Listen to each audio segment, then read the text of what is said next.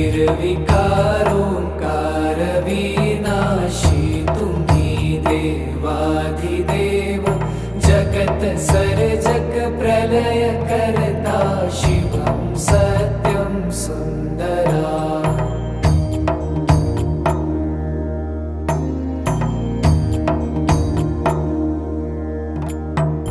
निरंकार स्वरूप कालेश्वर महायोगीश्वरा